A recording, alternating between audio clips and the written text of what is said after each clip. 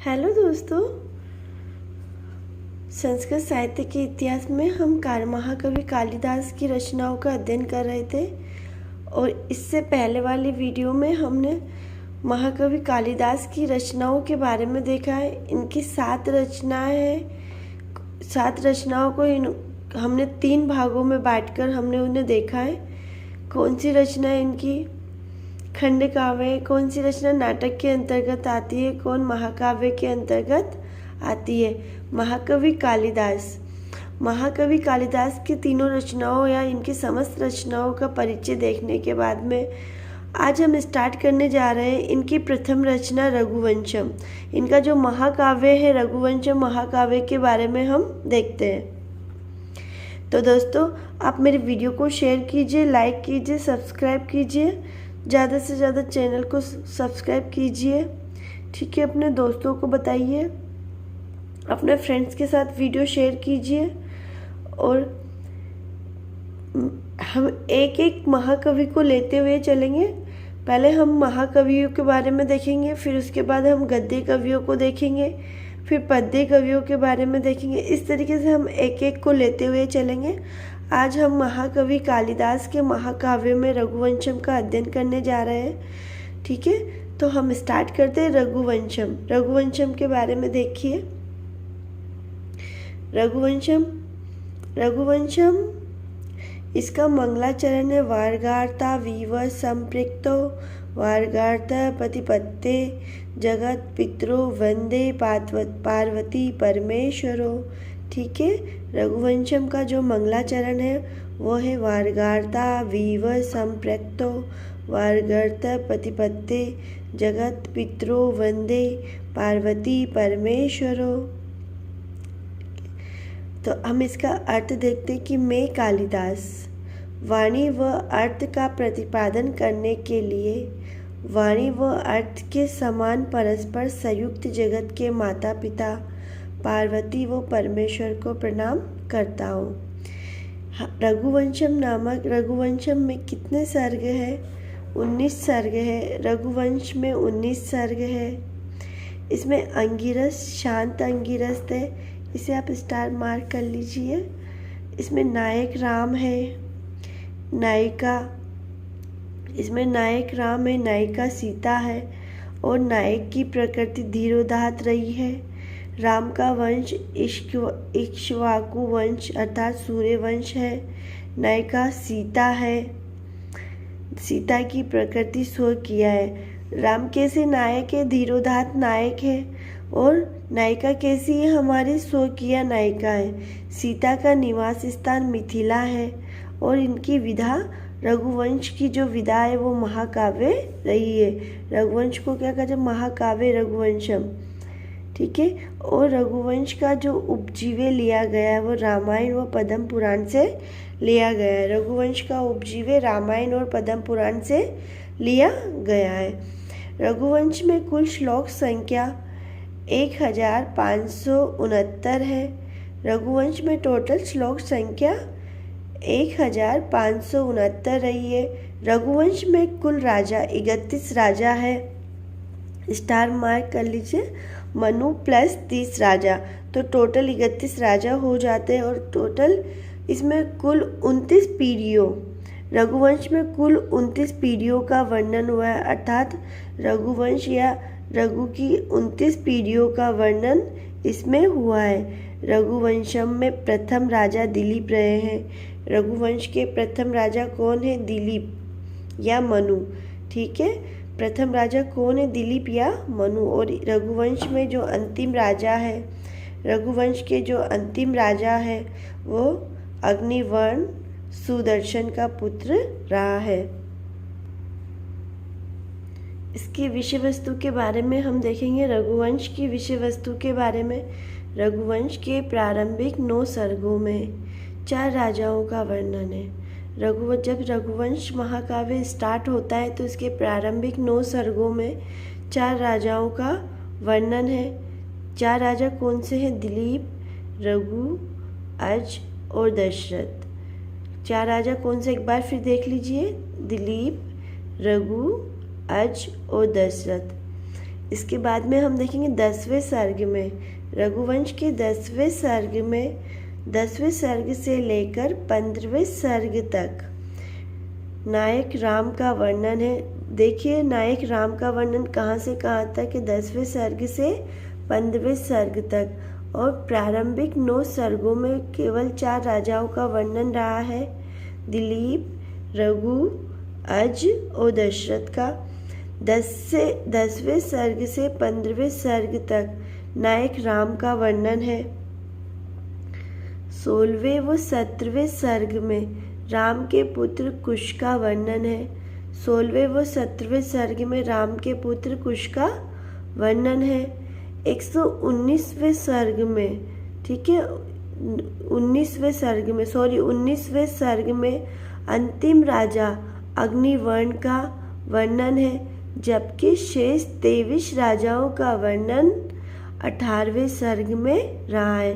ठीक है, तो हम इसे समझते हैं, इस प्रकार से हम इसे समझते हैं कि रघुवंश में टोटल कितने सर्ग हैं। रघुवंश में 19 सर्ग है। 19 सर्गों को किस प्रकार, किन राजाओं के अकॉर्डिंग इसे बांटा गया है। प्रारंभिक 9 सर्गों को तो 4 राजाओं में बांट दिया है, दिलीप, रघु, अज और दशरथ। 10वें सर्ग से लेकर 15वें सर्ग तक भगवान श्री राम का वर्णन है, जो इस रघुवंशम के नायक है। 16वें व 17वें सर्ग में भगवान श्री राम के पुत्र कुश का वर्णन है। 19वें सर्ग के अंतिम राजा अग्निवर्ण का वर्णन है, जबकि शेष 23 राजाओं का वर्णन केवल 18वें सर्ग में ही दिया गया है। आगे हम देखते हैं कि मल्लीनाथ की टीका है। रघुवंश के ऊपर मल्लीनाथ ने जो टीकाएं लिखी है उसे हम देखेंगे। रघुवंश पर मल्लीनाथ ने अलग अलग काव्यों पे, अलग अलग ग्रंथों पे अपनी टीका लिखी है। तो देखिए, रघुवंश पर मल्लीनाथ ने संजीवनी टीका लिखी है। इसी प्रकार कालिदास की ही एक और रचना है कुमार संभवम, उस पर मल्लीनाथ ने संजीवनी टीका लिखी है। इन टीकाओं को आप अच्छे से याद कीजिए, एक बार 2 बार साथ साथ रिपीट कीजिए मेरे साथ में। रघुवंशम पर मल्लीनाथ ने संजीवनी टीका लिखी है, कुमार संभवम पर संजीवनी टीका लिखी है, किराता अर्जुनियम घंटापथ, किराता अर्जुनियम की वो टीका कौन सी है, किराता अर्जुनियम जो महाकाव्य है, इसके ऊपर मल्लीनाथ ने घंटापथ टीका लिखी है। किराता अर्जुनियम महाकवि भारवी की रचना है। शिशुपाल वदम के ऊपर सर्वंक्षा, शिशुपाल वदम के ऊपर मल्लीनाथ की टीका सर्वंक्षा है। और निषेधि चरितम के ऊपर जीवातु है। अपन एक बार इसे डिसेंडिंग ऑर्डर की तरह यूज करके देखते हैं। निषेधि चरितम जीवातु है, शिशुपाल वदम सर्वंक्षा, किराता अर्जुनियम घंटापथ, कुमार संभवम पर संजीवनी टीका है और रघुवंशम पर भी संजीवनी टीका है। 2 तो सेम है मल्लीनाथ की, रघुवंशम पर संजीवनी है, कुमार संभवम पर भी संजीवनी टीका है। किराता अर्जुनियम घंटापथ है, शिशुपाल वदम पर भी सर्वंक्षा है और निषेधि चरितम पर जीवातु टीका लिखी गई है। ठीक है, इसके बाद हम आगे देखेंगे दिलीप की पत्नी। दिलीप की पत्नी का कौन है, सुदक्षिणा दिलीप की पत्नी है। दिलीप को अभिशाप कामधेनु के द्वारा दिया गया था। राजा दिलीप, देखो राजा दिलीप की पत्नी का नाम सुदक्षिणा है। वो पूछता है ना, एग्जामिनर पूछता है कि दिलीप की पत्नी का नाम सुदक्षिणा है और राजा दिलीप को किसने श्राप दिया था। कामधेनु नामक गाय ने राजा दिलीप को श्राप दिया था। दिलीप व सुदक्षिणा द्वारा सेवित गाय कौन सी है, नंदिनी है, जो कि कामधेनु की पुत्री है। नंदिनी की माता का नाम कामधेनु है और नंदिनी की सेवा की अवधि 21 दिन थी। दिलीप पर आक्रमण करता सिंह कुंभोदर है। दिलीप पर आक्रमण करता सिंह कुंभोदर है। नंदिनी की सेवा का फल दिलीप को रघु नामक पुत्र की प्राप्ति होती है। राजा दिलीप को रघु नामक पुत्र की प्राप्ति होती है। रघु द्वारा संपादित यज्ञ विश्वजीत यज्ञ है। रघु द्वारा संपादित यज्ञ विश्वजीत यज्ञ है। आप इसे मार्क कर लीजिए। विश्वजीत यज्ञ को, कि दिलीप ने कौन सा यज्ञ करवाया था और उस यज्ञ का क्या नाम था? विश्वजीत यज्ञ। वर्तंतु ऋषि का शिष्य, जो ऋषि कौन से थे? वर्तंतु ऋषि थे, जिनका शिष्य कौन आया था राजा दिलीप के पास? कोस नामक शिष्य आया था। कोस नामक वर्तंतु का शिष्य कोस राजा दिलीप के पास आता है और राजा दिलीप से वो क्या कहता है कि गुरु दक्षिणा के रूप में राशि मांगता है, और वो राशि होती है 14 कोटि स्वर्ण मुद्रा, अर्थात 14,000 स्वर्ण मुद्राएं वो राजा दिलीप से मांगता है। और राजा दिलीप ने क्या किया था? कुछ समय पहले एक विश्वजीत यज्ञ किया था। उस विश्वजीत यज्ञ में अपना सर्वस्व दान कर दिया था। रघु द्वारा आक्रमण की योजना, रघु किसके ऊपर आक्रमण करने की योजना बनाता है? कुबेर के ऊपर। और अयोध्या में धन वर्षा किसके द्वारा? कुबेर के द्वारा अयोध्या में धन वर्षा हो जाती है। रघु का पुत्र अज है। अज की पत्नी इंदुमती है, जो विदर्भ राज भोज की भगिनी है। क्या है? विदर्भ राज भोज की वो बहन है। दीपशिखा शब्द का प्रयोग इंदुमती के लिए किया गया है। दीपशिखा शब्द का प्रयोग इंदुमती के लिए किया गया है। जब वो इंदुमती का स्वयंवर हो रहा था, उस समय की घटना के आधार पर ही दीपशिखा शब्द का प्रयोग किया गया है। स्वयंवर में इंदुमती का प्रतिहारी सुनंदा थी, अर्थात प्रतिहारी का अर्थ होता है द्वारपाल। स्वयंवर में इंदुमती का प्रतिहारी सुनंदा थी, जो राजाओं का परिचय करवा रही थी। अज का पुत्र दशरथ है। दशरथ का पुत्र राम है। दशरथ की पुत्री का नाम शांता है। शांता के पति ऋषि श्रृंग है। राम के पुत्र कुश लव है और कुश का राज्य कुशावती है। लव का राज्य शरावती है। कुश का राज्य कुशावती है। लव का राज्य शरावती है। कुश के पुत्र का नाम अथिति है। कुश के घर कौन आए? अथिति आए। तो कुश का पुत्र कौन हुआ? अथिति। कुश का राज्य कुशावती, लव का राज्य शरावती। कुश की पत्नी का नाम कुमुदवती है। कुश की पत्नी का नाम कुमुदवती है। सुदर्शन का पुत्र अग्निवर्ण है। राजा सुदर्शन का पुत्र अग्निवर्ण है। अग्निवर्ण ही रघुवंशम का अंतिम राजा है, अर्थात रघुकुल का अंतिम राजा अग्निवर्ण ही है। रघुवंशम के कथानक को अब हम सर्ग के अनुसार देखेंगे। रघुवंश की विषय वस्तु सर्गानुसार। देखिए, प्रथम सर्ग में टोटल कितने सर्ग है? 19 सर्ग है रघुवंशम में। तो प्रथम सर्ग में क्या होता है? राजा मनु व दिलीप का वर्णन तथा वशिष्ठ के आश्रम का वर्णन है। ठीक है, कुछ ज़्यादा इम्पोर्टेंट नहीं है। इसमें 2 राजा है, मनु व दिलीप का वर्णन है और वशिष्ठ के आश्रम का वर्णन है। द्वितीय सर्ग इम्पोर्टेंट है, इसे आप स्टार मार्क कर लीजिए। दिलीप व सुदक्षिणा द्वारा 21 दिन तक नंदिनी गाय की सेवा करना। तृतीय सर्ग में रघु का जन्म व राज्याभिषेक होता है। तीसरे सर्ग में राजा रघु का जन्म होता है और उनका राज्याभिषेक होता है। इसी क्रम में हम आगे बढ़ते। चतुर्थ सर्ग में रघु की दिग्विजय तथा रघु द्वारा विश्वजीत यज्ञ का संपादन किया जाता है। इसमें क्या हो जाता है? रघु की सभी दिशाओं में या सभी दिशाओं में दिग्विजय हो जाती है, वो सभी दिशाओं को जीत लेता है, अर्थात वो विश्वजीत यज्ञ का संपादन करता है। पांचवें सर्ग में पंचम सर्ग में रघु कौत्स संवाद है। कुमार संभवम का पंचम सर्ग शिव पार्वती संवाद है। एक बार आप नोट कर लीजिए। पंचम सर्ग रघुवंश का पंचम सर्ग में क्या है? राजा रघु और कौत्स का संवाद इसमें होता है। कुमार संभवम में पंचम सर्ग जो है उसमें शिव पार्वती का संवाद है। छठे सर्ग में इंदुमती का स्वयंवर है। इंदुमती के स्वयंवर की घटना है। इसी क्रम में आगे हम देखेंगे सप्तम सर्ग में अज व इंदुमती का विवाह। कुमार संभव का सप्तम सर्ग शिव पार्वती विवाह।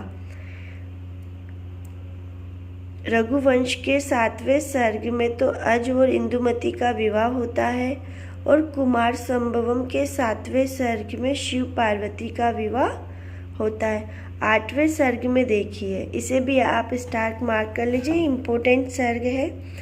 आकाश से नारद के हाथ से माला गिरने से इंदुमती की असामयिक मृत्यु, अज का विलाप होता है। योग बल से रघु द्वारा देह त्यागना तथा गंगा व सरयू के संगम पर अज की मृत्यु। ठीक है, वो अपना देह त्याग कर देते हैं और गंगा और सरयू के संगम पर अज की मृत्यु हो जाती है। इसके बाद 9वें सर्ग में देखिए, दशरथ द्वारा श्रवण कुमार का वध। 9वें सर्ग में दशरथ द्वारा श्रवण कुमार का वध होता है। 10वें सर्ग में दशरथ द्वारा पुत्रष्टि यज्ञ, राम आदि चारों भाइयों का जन्म होता है। 10वें सर्ग में जैसे कि हमने देखा था आगे परिचय में 10 से लेके 15 तक राम का वर्णन है और पहले 9 तक में क्या है, 4 राजाओं का वर्णन है और 8वें सर्ग में 18वें सर्ग में 23 राजाओं का वर्णन है। 10वें सर्ग में हम देखेंगे दशरथ का पुत्रष्टि यज्ञ व राम आदि चारों भाइयों का जन्म होता है। कौन से सर्ग में? 10वें सर्ग में। 10वें सर्ग के बाद 11वें सर्ग आता है। 11वें सर्ग का प्रवेश होता है। इस सर्ग में सीता स्वयंवर, राम सीता विवाह, परशुराम संवाद होता है। 11वें सर्ग में सीता का स्वयंवर होता है, राम और सीता का विवाह हो जाता है तथा परशुराम का संवाद होता है। 13वें सर्ग 13वें सर्ग में समुद्र वर्णन है तथा भरत मिलाप है। 14वें सर्ग में राम का राज्याभिषेक, सीता का परित्याग तथा राम द्वारा अश्वमेघ यज्ञ का संपादन करना है। देखिए, रघु ने तो कौन सा यज्ञ किया था? विश्वजीत यज्ञ किया था और राम ने किया था अश्वमेघ यज्ञ का संपादन किया था। 5वें सर्ग में 15वें सर्ग में शत्रुघ्न द्वारा लवणासुर का वध तथा राम का स्वर्ग गमन है। 15वें सर्ग में शत्रुघ्न द्वारा लवणासुर का वध तथा राम का स्वर्ग गमन है। विशेष देखिए, रघुवंश के 4th सर्ग में अनुष्टुप छंद का प्रयोग हुआ है। अनुष्टुप छंद को छंदों की माता कहा गया है। रघुवंश का जो 4th सर्ग है उसमें अनुष्टुप छंद का प्रयोग हुआ है और अनुष्टुप छंद को सर्गों की माता कहा गया है। अनुष्टुप छंदसाम माता। रघुवंश की प्रमुख सूक्तियाँ देखिए। श्रुत्रेरिवार्थ स्मृतिर अन्वगच्छत, श्रुत्रेरिवार्थ स्मृतिर अन्वगच्छत। जिस प्रकार स्मृति ग्रंथ, धर्म ग्रंथ, वेदों, श्रुति के अर्थ को अनुकरण करते हैं, उसी प्रकार सुदक्षिणा ने नंदिनी गाय का अनुकरण किया है। ठीक है, श्रुत्रेरिवार्थ स्मृतिर अन्वगच्छत। दूसरी सूक्ति को देखिए। गृहिणी सचिव सखी मित, प्रिय शिष्या ललिते कलाविदो। गृहिणी सचिव सखी मित, प्रिय शिष्या ललिते कलाविदो। हे इंदुमती, तुम ही मेरी गृहिणी, सचिव एकांत की सखी, ललित कला में प्रिय शिष्या थी। कालिदास को कविता कामिनी का विलास कहा जाता है ना। कालिदास को क्या कहा जाता है? कविता कामिनी का विलास। कालिदास ने रघुवंश में रामायण को कवि प्रथम पद्धति कहा है। कवि प्रथम पद्धति रघुवंश के लिए कहा है। कालिदास को कविता कामिनी का विलास कहा है। कालिदास ने रघुवंश के मंगलाचरण में पार्वती को वाक तथा शिव को अर्थ की संज्ञा दी है। वो तो ना वार्गार्तावीव जो देखा था हमने, वो श्लोक उसके बारे में कहा गया है, पति पत्नी शिव पार्वती वाला। रघुवंशम में वस्तुतः एक नायक न होकर अनेक नायक है। नंदिनी गाय पर आक्रमण करने वाले सिंह का नाम कुम्भोदर है।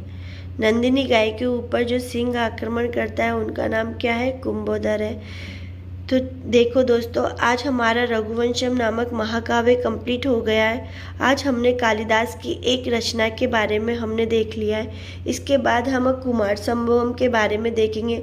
महाकवि के कालिदास की रचना परिचय में हमने 7 रचनाएं देखी। उनमें से हमारी आज पहली रचना रघुवंशम कंप्लीट हुई है। इसके बाद हम देखेंगे कुमार संभवम। कुमार संभवम के बाद में हम महाकवि कालिदास के 3 वो देखेंगे। उसमें विक्रमोर्वशीय वो सबके बारे में देखेंगे, नाटक वगैरह के बारे में देखेंगे। 3 जो इनकी कृतियाँ हैं उनके बारे में देखेंगे। एक एक करते हुए हम संपूर्ण कालिदास को, महाकवि कालिदास की समस्त कृतियों के बारे में देख लेंगे। दोस्तों, आप मेरे साथ के साथ रिवीजन करिए, समझने की कोशिश कीजिए और इसे समझते हुए आप वीडियो को 1 या 2 बार देखोगे तो आपका साहित्य बहुत अच्छा हो जाएगा। और इतना डीपली पढ़ने के बाद तो क्वेश्चन शायद ही बाहर जाने की कोई संभावना नहीं बनती है। फिर भी आप इसे अच्छे से समझिए। एक बार समझ नहीं आए तो दोबारा से वीडियो देखिए। और आपको मेरी वीडियो पसंद आती तो मेरी वीडियो को ज़्यादा से ज़्यादा दोस्तों के साथ शेयर कीजिए। ये वीडियो समस्त कॉम्पिटिटिव एग्जाम के लिए इम्पोर्टेंट है, जो संस्कृत से रिलेटेड है, जिसमें हमारा साहित्य आता है। जो हर स्टेट के एग्ज़ाम में, राजस्थान में first grade, second grade, TET, UP TET वगैरह तो बंद हो चुका है। रीट के लिए है ना, 3rd ग्रेड में सब में साहित्य को इन्वॉल्व कर लिया है। तो आप वीडियो को देखिए, शेयर कीजिए, ज़्यादा से ज़्यादा दोस्तों तक वीडियो को शेयर कीजिए। और मेरी वीडियो पसंद आती है तो मेरे चैनल को सब्सक्राइब करना ना भूलिए। थैंक यू दोस्तों, राधे राधे।